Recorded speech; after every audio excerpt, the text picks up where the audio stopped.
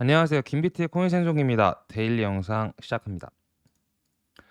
지난 시간 동안 주말에 거의 가장 큰 이슈가 러시아 쿠데타였던 것 같아요. 저는 이거를 거의 처음부터 실시간으로 러시아 마켓을 팔로잉 해가지고 봤었는데, 이 사람은 러시아의 용병, 그 원래 푸틴의 요리사로 시작을 해서 지금은 오른팔까지 올라간 프르고진이라는 사람이고, 바그너 그룹의 수장입니다. 그래서 바그너 그룹은 러시아에서 고용한 용병 군인 집단이고, 지금 거의 그 우크라이나 전쟁에서 러시아 편에 서서 우크라이나와의 그 전쟁 최전선에서 원래 전쟁을 치르고 있었는데 쿠데타를 갑자기 일으켰어요. 그래서 모스크바까지 하루 만에 200km를 가면서 약간 모스크바를 점령하나 그런 느낌이었는데, 갑자기 쿠데타를 중단을 한다고 했고, 실제로 바그너 그룹의 수장인 프르고진은 벨라루스 대통령과의 대화에서 이제 중단하겠다고 했고, 그 전에 그 이후에 바그너 그룹에 있는 많은 군인들은 이거에 대해서 약간 의문을 품고 있는 상황입니다.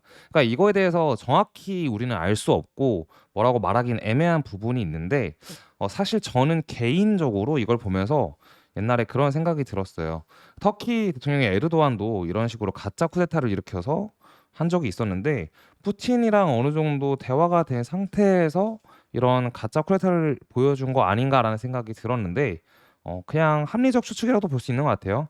왜냐하면 전쟁을 끝내기에는 명분이 없고 휴전을 하기에도 너무 강경하게 벨라루스 쪽에 지금 거의 핵을 놓은 것처럼 갖다 놓았잖아요. 그러니까 그런 식으로 강경한 입장을 보여주고 있음에, 안 그래도 아직 뭐 우크라이나 완벽히 정복시킨 게 아니니까. 그래서 근데 우크라이나도 굉장히 방어를 잘하고 있고, 그래서 이런 식으로 뭔가 내부에서의 문제가 있어서 그걸 가지고 뭔가 약간 종전 쪽으로 가지 않을까라는 생각을 개인적으로 했고요.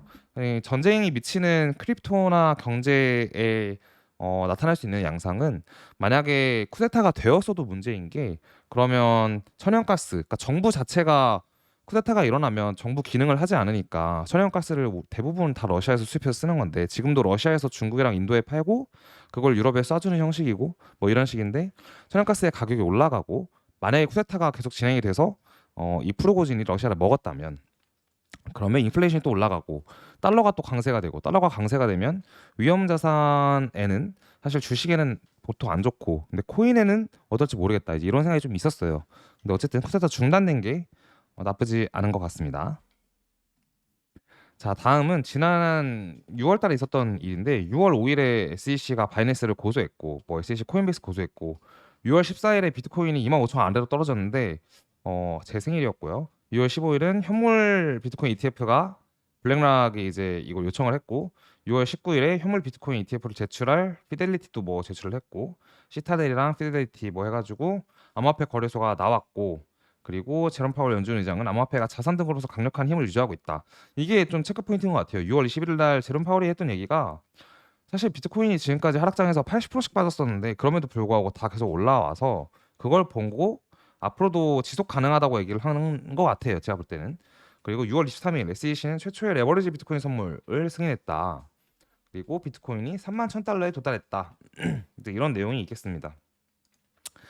자, 비트코인 선물 ETF BITO는 자산이 다시 10억 달러를 돌파하면서 1년 만에 가장 큰 주간 유입을 기록했다. 또한 금요일에 5억 주를 거래했는데, 이전에는 뭐 이거를 통해서 약 5번만 거래가 되었다라고 되어 있습니다. FTX에 관련된 얘기가 지금 나오고 있어요. 그 FTX 관련자들한테는 아마 이메일이 간 것 같은데, 7월 3일 날 FTX에 묶인 자산을 뭐 회수 요청을 할 수 있는 그런 공간이, 포탈이 열리는 것 같습니다. 이거는 확인을 해보시는 게 좋을 것 같고, 그 이외에 지금 FTX 내용을 보면, FTX라는 이 거래소 회사 자체를 구매하려고 하는 당사자가 갤럭시 디지털이랑 코인마켓캡이랑 뭐 도코모랑 보면 나스닥 뭐 이런 애들이 지금 살려고 해요. 되게 웃긴 게 뭐냐면, 뒤에서는 그렇게 FTX에 대한 욕을 해놓고 실제로는 뭐 갤럭시랑 CMC를 빼고는 기존에 있는 금융기관들이 이 거래소를 살려고 한다는 게, 항상 뭔가 뒤에선 준비하고 있다는 게 좀 재밌는 부분이죠. 특히 나스닥 같은 경우는 더욱더 그렇고요. 그래서 이제 비트코인에 대한 얘기를 좀 하자면, 이거는 저희랑 관점이 비슷한 것 같아서 가져왔습니다. 보시면 이제 지금 상황에서 올라간다고 치면 45K에서 48.5, 많이는 52K까지 뭐 이렇게 갈 수 있는 상황이고, 뭐 물론 이거를 가기 위해서는 34K를 먼저 넘어야겠죠.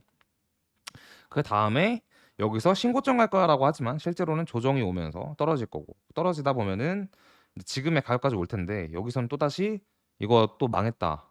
10K 간다." 이런 얘기가 나온다는 얘기 있고요. 저는 이 주기에 대해서 사실 차트가 뭐 이렇게 그려지기 전에 하도 오래전부터 얘기를 한 부분이지만 이런 식으로 될 가능성이 높다고 생각을 하고 있고요.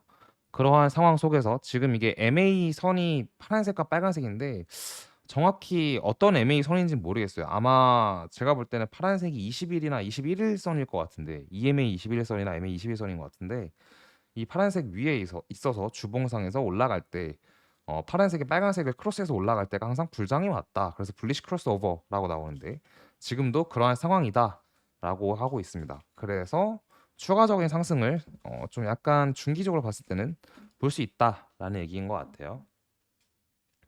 이 차트는 저도 그려놓은 차트이긴 한데 21년도에 고점이 두 개잖아요. 4월 14일 날에 있었던 코인베이스 나스닥 상장 날, 이게 64,851달러인가 그럴 거예요, 바이낸스 기준으로. 그리고 11월 9일인가 19일 날에 있었던 비트코인 ETF 선물 거래 시작 일, 이게 69,000달러. 저는 이렇게 몸통으로 긋지 않고 꼬리로 그었는데, 꼬리로 그으면 다음 불장에 큰 저항 역할을 할 거다라고 봤었는데, 그 부분이 즉 몸통으로 이었을 때는 85,000달러라고 되어 있고, 그래서 이 사람 말로는 85,000달러까지 갈 수 있다 라는 얘기인데, 사실 저 이렇게 공감을 할 수는 없어요. 저는 이거에 대해서는 막 그렇게 이렇게 될 것 같다고 얘기는 못 드리겠고, 중요한 건 지금 보면 하락 채널과 이제 상승에서의 저항 채널, 그러니까 지지 채널과 저항 채널이 있는데, 이런 식으로 확장 채널이라고 하는데, 나중에 이 기간이 길잖아요. 21년도부터 지금까지면 거의 2년의 시간인데, 그래서 앞으로 또 몇 년이 지나는 1, 2년 후에 일어나는 상황 속에서는 이 확장 채널이 유의미함을 가져서 위로 올라갈 때 저항을 맞고 넘어가면 상승 가속으로 가는 상황이 될 것 같은데, 이거는 지금 얘기하는 게 맞는지는 모르겠는데 어쨌든 알고 계시면 좋을 것 같아서 가져왔어요. 오늘 새로운 주가 시작됐잖아요. 근데 주말간 31,000달러를 한번 찍었기 때문에 31,200달러까지의 CME 갭이 약간 형성이 되어 있습니다. 그리고 그 위에 갭은 34,455랑 35,180 사이에 있는데, 뭐 저는 개인적으로 CME 갭을 완벽히 믿진 않지만 많은 사람들이 CME 갭 하니까 말씀을 드려요.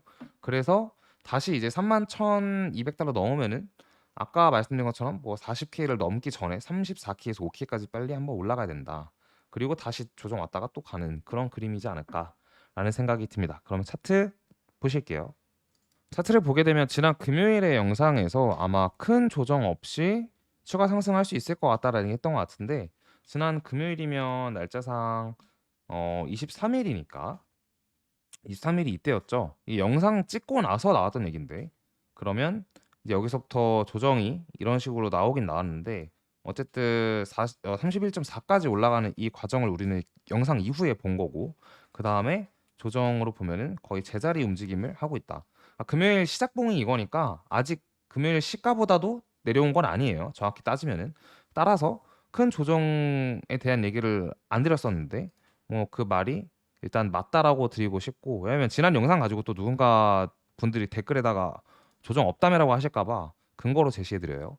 시가가 29,884니까 아직 주말부터 오늘까지 그 가격은 오지 않았습니다. 그러니까 조정이 온 건 아니에요. 고점 이후에 조정이 나오고 있는 거고. 따라서 이 조정의 끝이 어딜까라고 봤을 때, 마침 지금 뭐 여기까지 단기 고점으로 예측해서 본다면 0.236인 29,722까지나, 많이 떨어지면 28,700까지 조정받을 수 있다라고 보는 게 맞는 것 같은데, 사실 여기까지 조정이 오진 않을 것 같고, 이 주황색 선을 보면은 좀 장기 추세선 중 하나인데, 이 선은 완벽하게 지켜지진 않아요. 여기서도 이제 꼬리로 완벽하게 지켜진 건 아니거든요. 근데 얼추 이 부분이 지지가 되는 좀 약간 뭉뚱그려진 선이거든요. 그래서 요 부분 어딘가에서 지지가 될 수 있으니, 이 가격이 29,900인 걸 감안하면 0.236 구간, 그러니까 29,700부터 500 정도까지 왔다가 다시 재차 올라갈 수도 있다라고 보면 좋을 것 같아요. 근데 반대로 위로는 이제 이 저항선이 단기적으로 있는데, 이 저항선의 가격이 37,700이니까 3700, 800 넘으면은 추가적인 상승을 우리는 볼 수 있을 거다라고 말씀을 드리겠습니다. 영상 여기까지 하는데, 도미넌스는 뭐 거의 6개월 전부터 얘기했지만 비트 도미넌스가 오를 거라고 보고 있었고, 지금도 비트가 조금 더 아웃 퍼포먼스를 보여주면서 다른 코인보다 많이 오르고 있는 상황이고요. 그런데 어떤 분이 댓글을 달아주신 것 같은데 이더리움과 비트코인 이 사토시 차트는 어떻냐. 근데 도미넌스가 오른다는 거는 이더리움이 지배력이 떨어진다는 얘기랑 거의 비슷해요. 왜냐면 1위가 비트고 2위가 이더이기 때문에 결국 이더가 비트코인 도미넌스 좌지우지를 많이 합니다. 지금 단기적으로 볼 수 있는 곳은 사토시론 0.0598, 0.06 이렇게 보는 게 맞을 것 같아요. 반등이 여기서 올 수 있다라고 말씀드리겠습니다. 영상 여기까지 하고 마칠게요. 감사합니다.